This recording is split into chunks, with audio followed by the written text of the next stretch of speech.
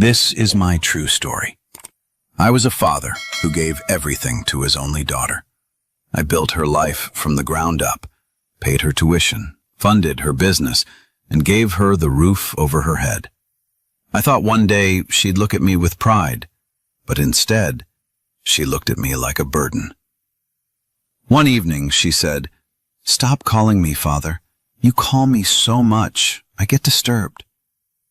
Those words broke something deep inside me, but I wasn't weak. I still had one thing left: power. Before I continue, tell me where you're watching from and what time it is, and please subscribe so my story can reach more people. I worked every single day for that girl. From the moment she took her first breath, I made a promise that she would never go through what I did. I worked in factories, in warehouses, in the cold, in the heat, wherever they'd take me. My hands were never clean, my back never rested.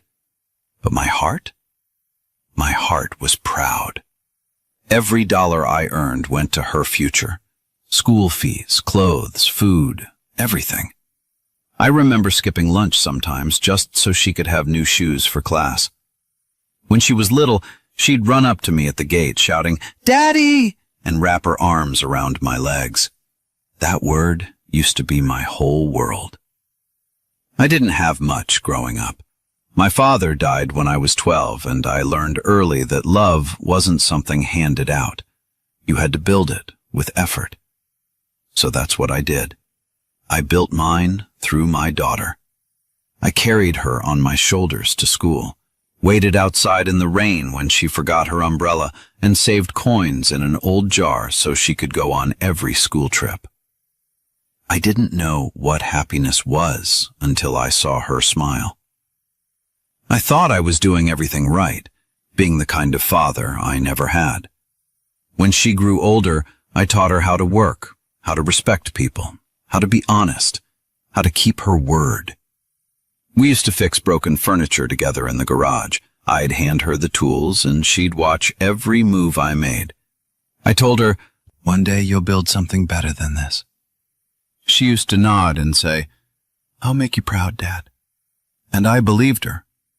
Every time she said that, I felt my body get lighter, my pain go quiet. When she turned 18, I bought her her first laptop. It wasn't top of the line, but it was new. I told her, "Now you can email me anytime." She smiled and said she would. Back then, that laptop was a symbol. I thought it meant we'd always stay connected. Years later, that same device became the wall between us. She did well in college. I paid for every class, every book, every apartment. When she graduated, I stood in the crowd clapping until my hands hurt. She didn't even look my way that day. But I didn't mind. I thought she was nervous, caught up in the moment. I took a picture from far away just to remind myself that it was all worth it. When she started her business, I was the first person she called. "Dad, I need help with the paperwork," she said. I didn't even hesitate. I signed whatever she needed. I co-signed the bank loan that got her company started. I put my name and my reputation on every document. I didn't do it for money. I did it because she was my daughter. Because that's what fathers do. They open doors even when they're tired of knocking on their own. The business grew fast. She became busy, successful, surrounded by people who clapped for her. I used to sit at home and watch her on TV interviews talking about how she built it from scratch. She never mentioned my name. Not once. Still, I didn't complain. I told myself that maybe that's what success does. It makes people forget where they came from. I thought, she's young. She'll remember later. But later never came. When I called her, she'd answer less often. When I visited her office, the receptionist would say, "She's in a meeting." She stopped coming home for holidays, stopped checking on me after my doctor visits. I used to wait by the window every evening, just hoping she'd call to say, "How are you, Dad?" That call never came. I kept quiet through all of it because I didn't want to be a burden. I told myself that love doesn't need to be returned, that it's enough to give it. But deep down, I started to feel something break.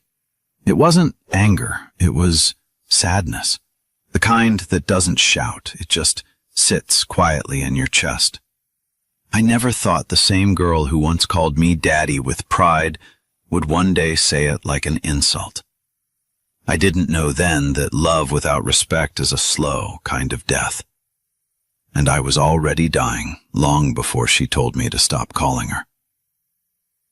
It happened on an ordinary Tuesday evening, the kind of evening that used to be filled with laughter years ago when she'd come home shouting my name and I'd pretend to be asleep on the couch just to hear her giggle as she tried to wake me up. But that was long gone. Now it was just me, sitting alone in my small living room in Sacramento, staring at my phone, thinking whether I should call her again. I told myself maybe she was busy, maybe she was tired, maybe she'd forgotten to call. But that's what fathers always do. We make excuses for the same children who stopped making time for us. I had been sick that week. The medicine made me dizzy, and the silence in the house felt heavier than usual. So I picked up the phone and dialed her number. It was muscle memory by then. I had her number memorized, even though I wasn't sure she'd answer. After 4 rings, she did. For a second, I felt relief. I smiled and said, "Sweetheart, it's me." But before I could say another word, I heard her sigh. Not the sigh of someone tired, but of someone annoyed. "What is it now?" she said flatly. Her tone hit me like a cold wind. I froze for a second, confused, thinking maybe she was just stressed. I said, "Just checking on you, honey. Haven't heard from you in a while." There was silence for a moment. Then, with a sharpness I'd never heard before, she said, "You don't have to keep calling me all the time. I'm busy. Stop calling me, old man." That line echoed in my head. Old man. Not dad, not even father, just old man. Like I was some stranger disturbing her peace. I tried to laugh, hoping she'd realize how harsh that sounded. I said, all right. But you'll always be my girl, no matter how." She cut me off before I could finish. "And stop calling me father," she said. The room fell silent. The air felt heavy. My hand froze mid-air, holding the phone against my ear. I thought I misheard her, that maybe it was a bad connection. But she repeated it, slower this time, each word colder than the last. "Stop calling me father." For a moment, I couldn't breathe. My heart didn't break like glass. It cracked like wood, slow and deep. I didn't shout. I didn't argue. I just sat there listening to the sound of my own breathing. She didn't hang up right away. She stayed on the line for a few seconds, maybe expecting me to say something. But I didn't. When she realized I had nothing left to say, she muttered something under her breath and disconnected. The phone screen went dark. I just stared at it, waiting for it to light up again, thinking maybe she'd call back and say, "I didn't mean that, Dad." But the light never came. The silence in that room was the loudest thing I'd ever heard.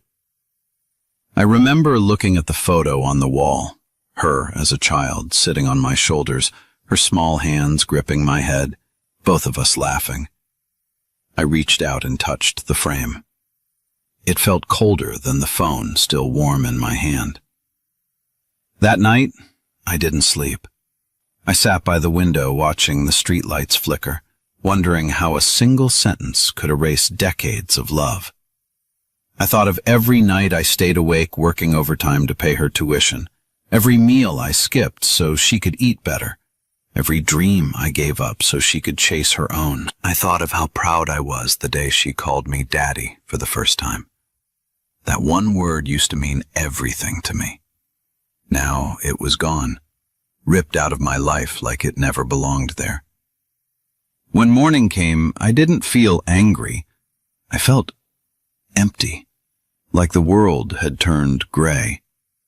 People think betrayal comes with fire, with shouting and tears, but it doesn't. It comes with quiet words and an empty chair.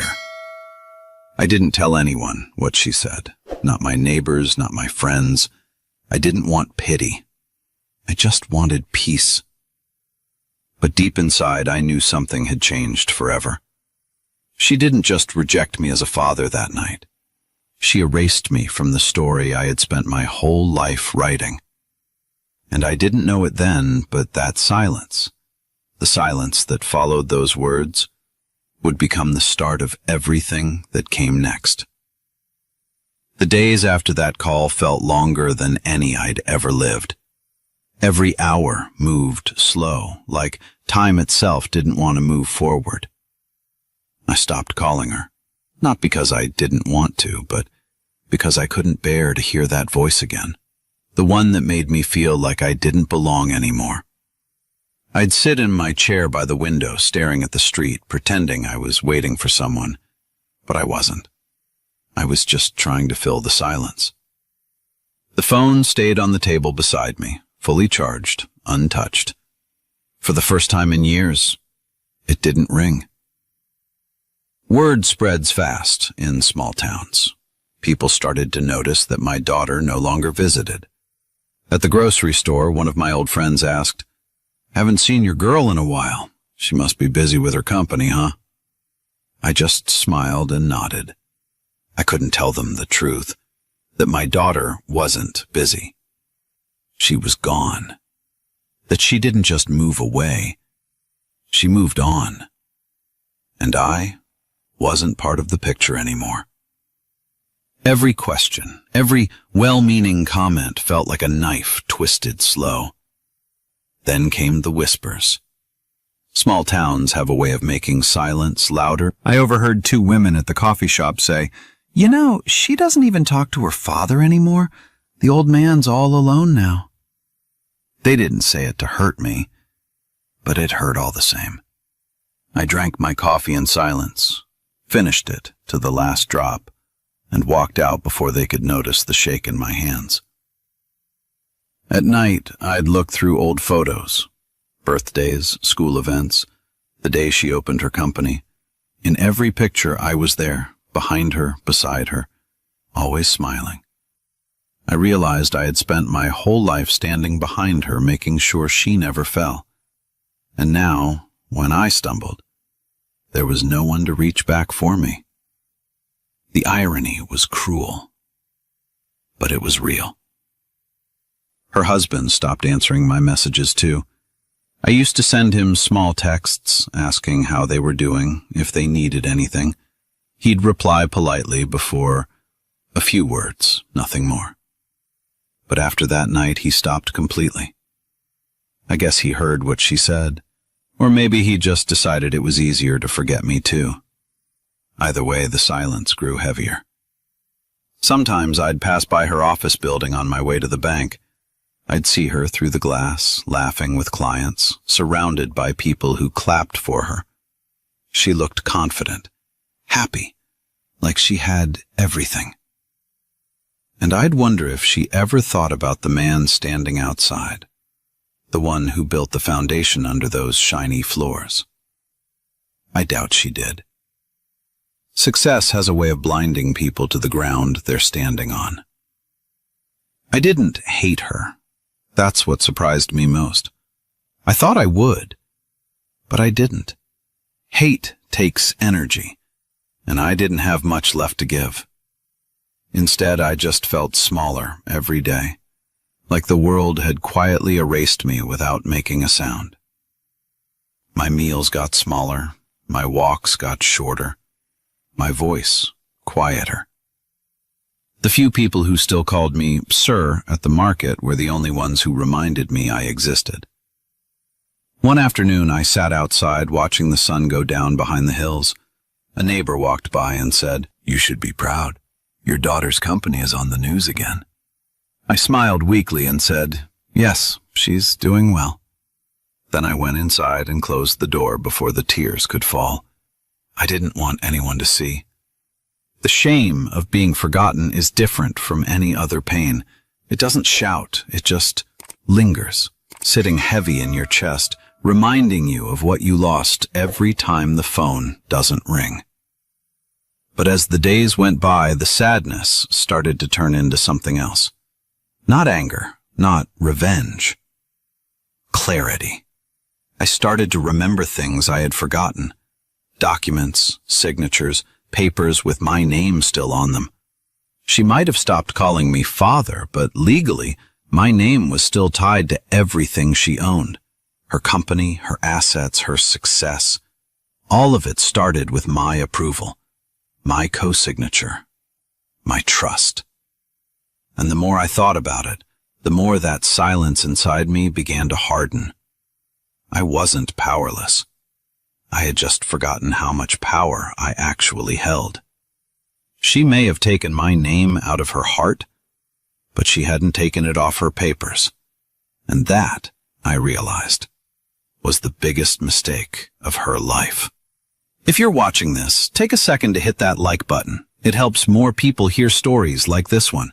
And subscribe if you haven't already, because what comes next, you won't want to miss. It started as a quiet thought, the kind that sneaks into your mind and doesn't leave. I was sitting at the kitchen table one morning staring at my old folder of documents. It had been there for years, a worn brown file that held the story of everything I'd built. I used to keep it just for memories, never realizing it would one day become my weapon. When my daughter first started her business, she had begged me to help her. I still remember that day clearly.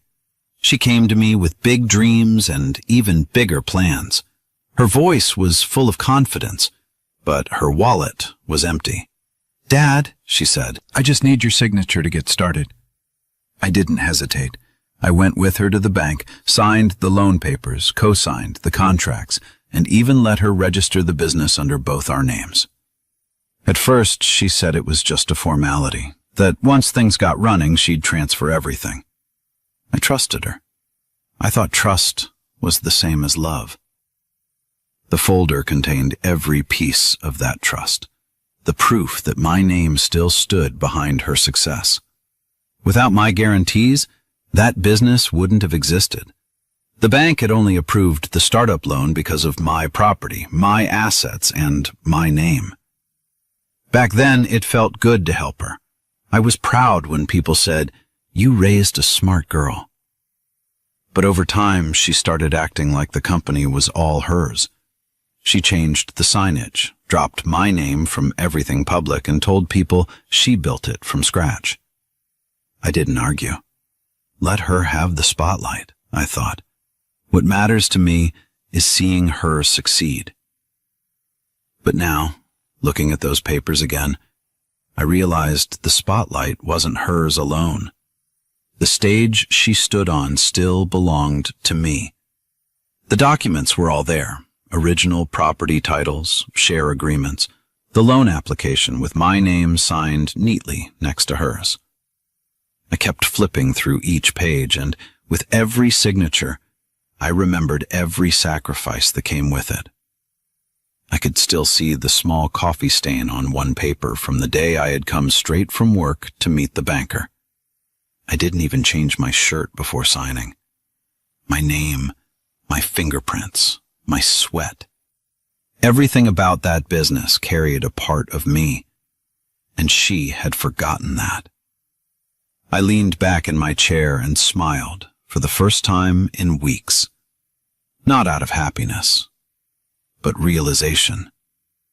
My daughter thought she had moved past me, that I was just an old man clinging to the past. But she forgot something important. The foundation never forgets the builder. No matter how tall the building gets, the ground it stands on still owns it. And I was the ground. That afternoon, I went to my small safety deposit box at the local credit union. Inside was another folder. Insurance, savings, a few joint accounts that still had her name next to mine. She probably hadn't even thought about them in years. She was too busy chasing profits, too busy pretending I didn't exist. I ran my fingers over the metal edge of the box and thought, if she can erase me from her heart, I can erase her from her success. Not out of anger, but out of balance. I didn't tell anyone about what I found, not my neighbors, not even Mr. Harrison, my old attorney. Not yet. I wanted to make sure every move was careful, legal, clean. I spent the evening going over every line, every term, every fine print she never bothered to read. She was good with numbers, but not with details. She thought signing a few documents meant control. She didn't realize that power isn't in ownership. It's in the signature that started it all.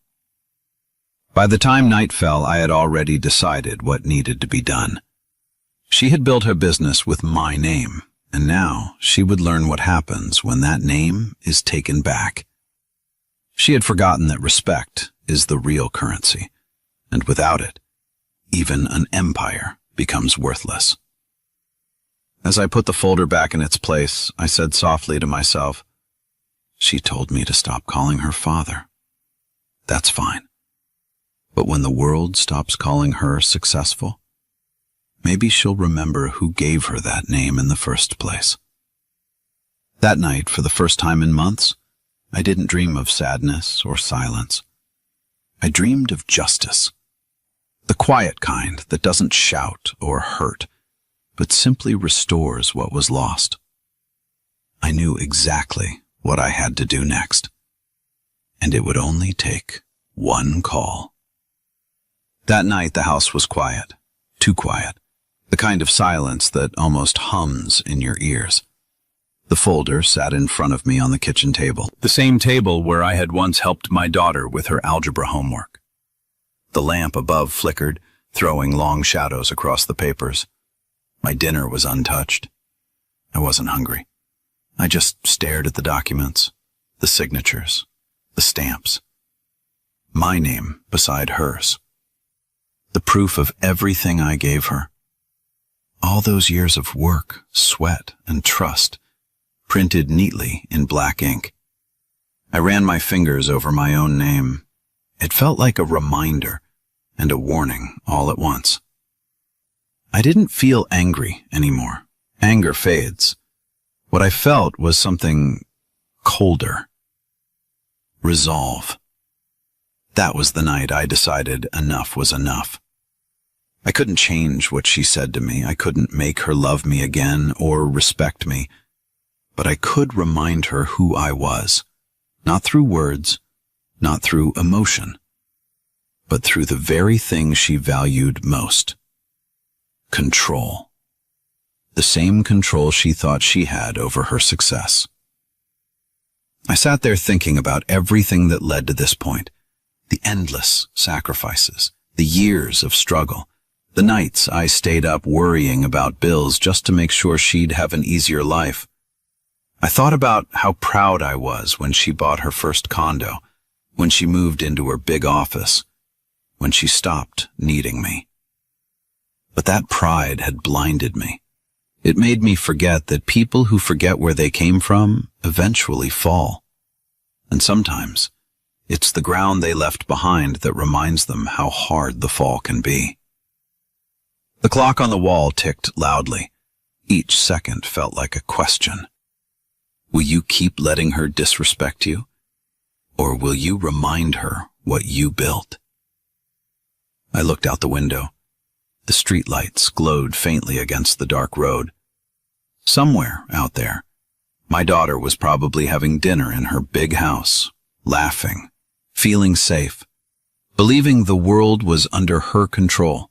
She didn't know that the same man she told to stop calling her father was about to make one call that would change everything she owned. I stood up and walked to the drawer where I kept my contact book. I'm old-fashioned. I still keep numbers written down. I flipped through the worn pages until I found the one I needed. Mr. Harrison, my attorney. I hadn't spoken to him in months, but I knew he'd still answer.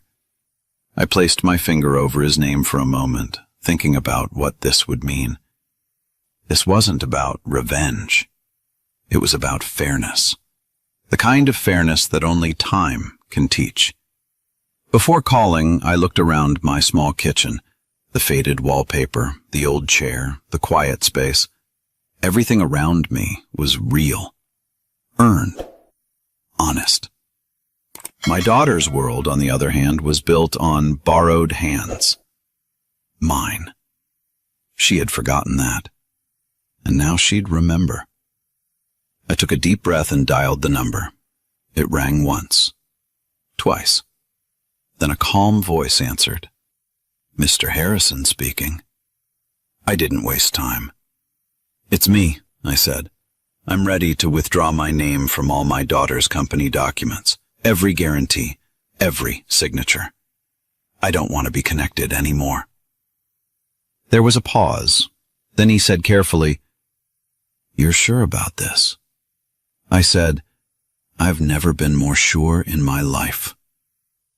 He promised to start the paperwork first thing in the morning. It would be clean, legal, final. Once done, the contracts would collapse, the loans would be recalled, the investors would lose confidence. Everything my daughter thought was unshakable would start to crumble, quietly, piece by piece, without a single argument or raised voice. When I hung up, I didn't feel guilt. I didn't feel victory. I just felt peace. The kind that comes when you stop waiting for people to change and start taking control of what's yours. I walked to the window again and looked at the night sky. The moonlight hit the street where I used to walk her to kindergarten. Back then, she'd hold my hand tightly, afraid of the dark. Now, she was the one who needed to find her way through it. That night, I turned off the light, went to bed, and slept without dreams. My mind was clear. My heart was steady. I knew what I had done would not destroy her. It would teach her. Because sometimes the only way to make someone remember their roots is to shake the tree they grew from. If this story is hitting you deep, do me a favor and share it with someone who needs to hear it. Hit that share button. Let's remind people what respect really means. The next morning began like any other, but I could feel something different in the air. I woke up early, made myself a black coffee, and sat by the window. The street was quiet, the way it always is before something big happens. I didn't rush. I didn't second-guess myself. The call to my attorney the night before had already set everything in motion. By the time the sun fully rose, the process had started. My name, the same name that once gave my daughter's business its strength, was being removed from every file, every contract, every account that carried my signature. Around mid-morning, my phone rang. It was Mr. Harrison. His voice was calm, professional, but I could hear the undertone of movement behind it. Papers being stamped, people talking. It's done, he said. The withdrawals are official. The bank has been notified. They've started freezing the lines tied to your guarantee. I thanked him quietly. This will take effect fast, he added. I nodded, even though he couldn't see me. That's all right, I said. She wanted distance. Now she'll have it. By noon, it had begun. Contracts started falling apart one by one. The investors, the ones who only trusted the company because of my name, began pulling out. The loan officers started calling, asking questions she couldn't answer. Her credit line was suddenly cut short. The insurance tied to my property was voided, and the confidence behind her company vanished. The collapse didn't happen with explosions or chaos. It happened with quiet phone calls and formal notices. One signature undone. Years of arrogance. Later that day, my neighbor came by to drop off groceries. While I signed the receipt, I saw her scrolling on her phone. "You've seen this?" she asked. "There's some issue with your daughter's business. It's all over the local news." I just smiled faintly. "No, I hadn't seen it," I said. Inside, I felt something shift. Not joy, not spite. Just closure. Meanwhile, miles away, my daughter's office was in panic. She must have been sitting behind her desk, confused at first, then furious. The calls would have started pouring in from banks, clients, investors, all demanding answers. She would have looked through her files trying to find out what went wrong. And then she would have seen it. Cosigner withdrawn. Legal guarantor removed. My name was gone. The foundation was gone. The man who had once built her success had just taken his name back. I imagined the scene clearly. Papers scattered, voices raised, her assistant pacing outside the door, her husband calling, worried, her yelling into the phone, saying, "What do you mean the contracts are void?" All the while, the same phone she once told me to stop calling was now her worst enemy, ringing non-stop with bad news. The same line that carried her arrogance now carried her downfall. By the evening, Mr. Harrison called again. "You should know," he said. "Your daughter tried to reach the bank to reverse it, but they told her it's final. Your withdrawal nullifies the agreements. Without your guarantee, everything reverts." I asked, "How long until it's complete?" He replied, "By tomorrow morning, it'll all be public record." After hanging up, I went to the kitchen, poured myself a glass of water, and sat down.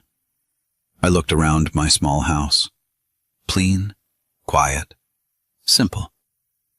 Everything here was mine. Not because of wealth, but because it was earned, honestly. My daughter had forgotten the meaning of that. She thought success came from shouting louder, from showing off, from cutting people out once she'd climbed high enough. But she never understood that if you burn the hands that lifted you, the fall hurts more than the climb ever did. I didn't celebrate. I didn't call anyone. I just sat there as the sky darkened and the first bit of rain tapped the window. I thought about the night she told me, "Stop calling me, Father." I wondered if she remembered it now, if she realized that sometimes a single sentence can rewrite everything. She told me to stop calling. I did. I made one call instead, the last one I'd ever need to make. That night, I slept peacefully. The storm had already started for her, but for me, the silence was finally calm. I had done nothing illegal, nothing cruel. I had simply reminded her of the truth, that respect and success share the same foundation, and once it's gone, everything above it falls. By the next morning, the entire town knew something was wrong. It started with whispers, short messages, quiet phone calls, headlines that didn't make sense at first. Local business empire collapses overnight. Investors pull out after guarantee withdrawal. Her name was everywhere, and not in the way she was used to. I woke up early, as I always did, made myself tea and turned on the radio. The announcer's voice was calm, almost detached, but every word hit like a hammer. Sources confirmed the company's assets have been frozen following legal withdrawal by the cosigner. That was me. They didn't say my name, but they didn't have to. I sat there in silence, stirring my tea, and thought, she must be reading this too. By noon, the first knock came. It was her, my daughter. The same woman who told me to stop calling her father now stood on my doorstep, hair messy, shirt wrinkled, eyes swollen. Her car was parked halfway on the sidewalk like she couldn't even think straight. I opened the door, but didn't step aside. She looked at me for a moment, breathing heavy. "Dad," she said, voice trembling. It was the first time she'd said that word in months. I didn't reply. I just stared at her. Not with anger, but with the same calm she once mistook for weakness. She ran her hand through her hair, pacing on the porch. "Something's wrong," she said. "The banks are calling. The investors are gone. The company's shut down. They're saying your name, that you—" She stopped mid-sentence. Her voice cracked, and I could see it. The panic, the realization, the fear. She understood. She knew. The man she told to stop calling had made one call that erased her empire. "Why would you do this?" she shouted suddenly, her voice breaking through the quiet morning. The neighbor's curtains moved slightly. I stayed calm. "You wanted distance," I said softly. "I just gave you what you asked for." She shook her head, tears filling her eyes. "Dad, please." That word again. Dad. It sounded different now. Not proud, not careless, but desperate. She took a step closer. "You can fix this, right? You can call them, tell them to reinstate it." Her voice started shaking. "Please, they're going to take everything." I looked at her and said nothing. She kept talking, rambling, pleading. "We have bills, Dad. The house, the car, the employees, they're all calling me. They think I cheated them. Please, I need your help." She reached for my arm, but I pulled away. "You said not to call you father," I said. "So why are you calling me now?" Her face fell. She froze like a child caught lying. For a long moment, neither of us spoke. The wind picked up, carrying the faint sound of church bells from down the street. I could see it, the regret starting to sink in. The panic had turned into shame. She knew what I was saying was true. She had treated me like I was nothing. But now, the man she ignored was the only one who could save her. She looked at the ground, shaking her head. "I didn't mean it," she said quietly. "I was angry. I didn't know what I was saying." I folded my arms and said, "You knew exactly what you were saying. You just never thought it would cost you anything." She broke down then. Her voice cracked, her hands trembled, and she started crying. Not out of pain, but out of realization. "I'm sorry," she said. "I was stupid. I thought I didn't need you." Her words came out between sobs. "Please, Dad, I'll fix everything. I'll do anything." She dropped to her knees on the porch. The neighbors were watching now, their blinds slightly open. I didn't care. I let her stay there. Because sometimes lessons aren't taught through lectures. They're taught through loss. I didn't shout. I didn't gloat. I just stood there, silent. She begged for a long time before finally whispering, "Please forgive me." I didn't answer. I just said, "Get up.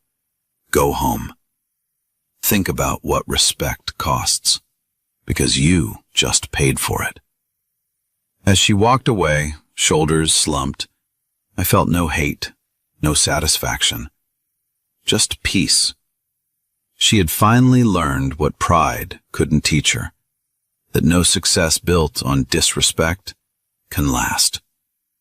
That night I sat alone again, looking at the same phone she once told me to stop using. It was quiet now. No calls, no noise, just silence. But this time, that silence didn't feel lonely. It felt earned. The next day, I thought it was over. I thought she would take the loss, go quiet, and disappear for a while, like proud people do when they fall. But by evening, I heard another knock, softer this time. I didn't open it right away. I waited. The knock came again, steady, hesitant. When I opened the door, there she was, sitting on the porch steps like a lost child. Her blazer was gone, replaced by a plain sweater, her face pale, her eyes swollen red. She looked smaller, weaker, like someone who had been stripped of everything but guilt. When she saw me, she stood up quickly, her hands shaking. "Dad?" she said again, voice breaking before the word even finished. She didn't wait for an invitation. She walked straight in and dropped to her knees in the middle of my small living room. Her voice came out cracked, desperate. "Please, Dad. Please. I made a mistake." She started crying openly. Not the kind of crying people do for sympathy, but the kind that comes from somewhere deep, the kind that shakes your whole body. Her tears hit the floor, one after another. I didn't move to help her. I just stood there watching. The same woman who once told me to stop calling her father, now crying for me to answer to that word again. "I was wrong," she said between breaths. "I thought I didn't need anyone. I thought I was strong." She looked up at me, eyes full of shame. "But you were right, Dad. Everything I had, it was because of you." Her voice cracked again. "I treated you like nothing, and now I have nothing." I didn't respond right away. I wanted her to sit in that silence, the same silence I had lived with for months. I wanted her to understand that respect isn't given by chance. It's built, word by word, action by action. And when you break it, it doesn't come back easy. She kept talking, begging, explaining. "The bank called. They said without your signature, the loans are gone. The investors pulled out. They want to take the office, the cars, everything." Her voice trembled. "Please, Dad, you can fix it. I know you can. You always could." She crawled closer, reaching for my hand, but I stepped back. She froze, her hand hanging midair. "You told me to stop calling you father," I said quietly. "So why are you calling me now?" The question hung between us like a heavy weight. She lowered her head again. "Because I forgot who you were," she whispered. "And I forgot who I was because of it." I could feel her pain, but I didn't rush to comfort her. This wasn't about revenge. It was about realization. I needed her to remember that fathers are not burdens. They are foundations. When you kick the foundation, the whole house falls. And she was standing in the wreckage of her own doing. She pressed her palms together like praying. "Please, Dad, I'll do anything. I'll start over. I'll take care of you. Just fix this. Please." Her voice broke completely then, and she lowered her head until it almost touched the ground. For a long time, all I could hear was her quiet sobbing and the ticking of the old clock on my wall. Finally, I took a slow breath and said, "I don't want your business. I don't want your money. I just wanted your respect. You had one job, to remember who helped you rise." She looked up, tears streaking down her face. "I do now," she said. "I swear I do." I nodded, but I didn't promise anything. Some lessons aren't supposed to end in comfort. They're supposed to stay raw, so they're never forgotten. I reached out and placed my hand on her shoulder, not as a gesture of forgiveness, but of closure. "You'll rebuild," I said softly. "But this time, do it the right way. Earn it. Don't take shortcuts through people's hearts." She nodded, crying harder. I walked to the door and opened it. "Go home," I said. "Rest. Tomorrow's a new day." She stood slowly, wiped her face, and looked at me like a woman seeing her father for the first time again. Then she walked out without another word. As I closed the door, I felt something shift inside me. Not pride, not revenge. Peace. The kind that comes when justice and love finally meet halfway. She had begged for forgiveness, and I had given her something better. The chance to become a woman worth forgiving. After that night, everything felt different. Not just for her, for me too. I didn't feel like the same quiet father sitting by the phone waiting for a daughter who never called. Something had shifted deep inside. For the first time in years, I felt balanced. Not powerful, not proud, just even. The world had a way of setting things right when you finally stopped protecting the wrong people from consequences. In the days that followed, my daughter tried to fix things. She called the banks, the investors, even the attorney, but the system had already done its work. Every door she opened led to another closed one. Every person she called had already moved on. The company that once made her untouchable was now silent. No meetings, no clients, no transactions. The sign that once bore her name now looked meaningless. That's when she started to understand what I had tried to teach her whole life, that money without respect doesn't last. She visited again after a few days. She didn't come in shouting this time. She walked in quietly, carrying 2 cups of coffee. She handed me one and sat across the table. Her hands still shook, but her voice was calm. "I lost everything," she said. I looked at her and replied, "No, you just found something else." She frowned. "What's that?" I said, "Humility." We sat in silence for a while. She stared at the steam rising from her coffee, and I watched her. Really watched her. For the first time in years, she wasn't pretending to be strong. She wasn't showing off or talking big. She was just a woman facing the truth of her own actions. It was strange how losing everything had finally brought her back to herself. She started talking about rebuilding, not the company, herself. "I don't want the business anymore," she said. "I want to earn what's mine this time." I nodded. That was all I needed to hear. Because this wasn't about revenge anymore. It was about learning. And now, finally, she was ready to learn. Before we continue, if this story is teaching you something, hit that subscribe button. These lessons are too important to miss. Let's keep going. Over the next few weeks, I watched her change. She stopped dressing like a woman trying to impress the world. She started showing up at the community center, helping out, fixing things for free. She'd visit me every weekend, clean the yard, cook dinner, and sit with me like she used to when she was young. The arrogance was gone. The distance was gone. In its place was something stronger.